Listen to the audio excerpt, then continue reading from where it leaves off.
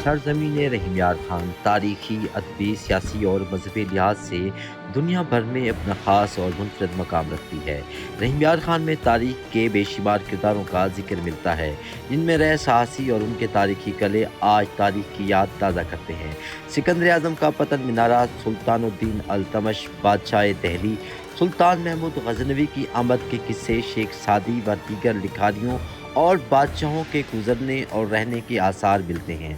तो वहाँ अल्लाह के नेक वलियों की आमद और उनके मज़ारों से पता चलता है कि रहीम यार खान जहाँ बड़े बादशाहों का मरकज़ रहा, वहाँ अल्लाह के वली भी इस सरजमीन पर इस्लाम की गर्ज से डेरे डालते रहे और जौक तर जौक उनकी आमद का सिलसिला जारी रहा। मोहम्मद बिन कासिम, हज़रत बहाउद्दीन ज़करिया मुल्तानी, पीर मूसा नवाब, शहबाज कलंदर, शेख रुकनुद्दीन, सैयद जलाल बुखारी सुर्खपोश, मसूदुद्दीन गंजचकर, शेख उस्मान सयाख, मखदूम जहानिया गश्त आते जाते रहे और आज जिस शख्सियत का जिक्र करने जा रहे हैं वो खुद भी बादशाह रहे और बड़े बड़े बादशाहों की सल्तनत के अरूज व ज़वाल भी देखे और 40 साल तक बादशाही करने वाले इस नेक सीरत इंसान ने बादशाही को लात मारी और अल्लाह की जानिब राग़िब हुए और बड़ा नाम पाया। इस्लाम की गर्ज से सफ़र किया और मुर्शिद की तलाश में फिरते रहे। इस शख्सियत का नाम है हज़रत हमीदुद्दीन हाकिम।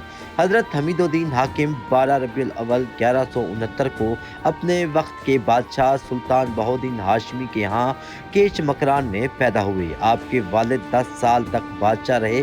आपके नाना सैयद अहमद तोख्ता हैं जो अपने वक्त के बड़े वली थे। आपका मज़ार लाहौर में है। हज़रत हमीदुद्दीन हाकिम केच मकरान के बादशाह बने और 21 साल तक सल्तनत को संभाला।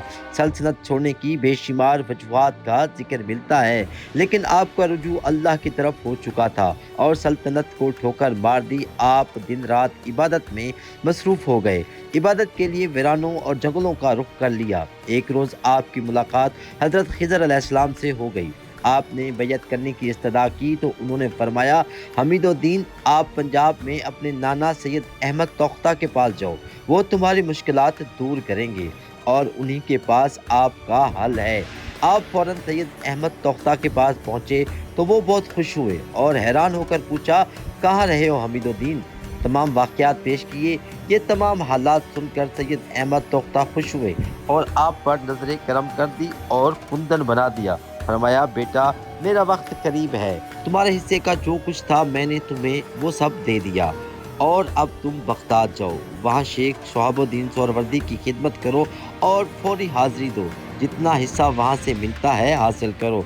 उसके बाद सैयद अहमद तोख्ता विसाल फरमा गए। उसके बाद शेख हमीदुद्दीन हाकिम बगदाद रवाना हो गए और अपने नाना के हुक्म पर यह सिलसिला सोहरावर्दिया के शहनशाह मखदूम शहाबुद्दीन सोहरावर्दी की खिदमत में हाजिर हुए। उन्होंने आपको खानकाह में ठहराया और बहुत जल्द सलूक की तमाम मनाजिल तय करीं और हुक्म फरमाया, मक्का मुकरमा और मदीना मुनव्वरा जाओ।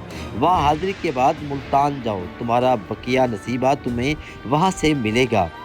लेकिन आपके मुर्शिद अभी तक इस दुनिया में नहीं आए, वहाँ जाकर उनका इंतज़ार करो जब तक आपको फैज़ ना मिल जाए।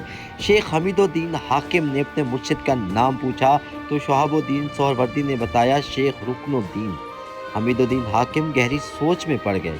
शहाबुद्दीन सोहरावर्दी ने कहा, फिक्र ना करो, बहुत जल्द तुम्हारे शेख का ज़हूर होने वाला है। आप मुल्तान पहुँचे। बहाउद्दीन ज़करिया मुल्तानी से मिले। खानकाह में अपने मुर्शिद का बताया तो बहाउद्दीन ज़करिया मुल्तानी ने कहा, इंतज़ार करो। बिलाखिर इंतज़ार की घड़ियां भी ख़त्म हुईं। शेख रुकनुद्दीन का ज़हूर हो गया।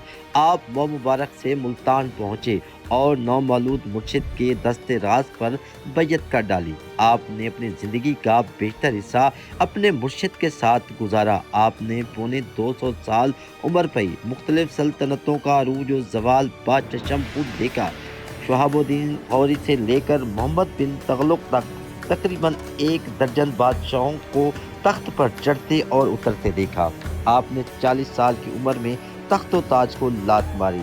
40 साल तक रियासतों में मसरूफ़ रहे।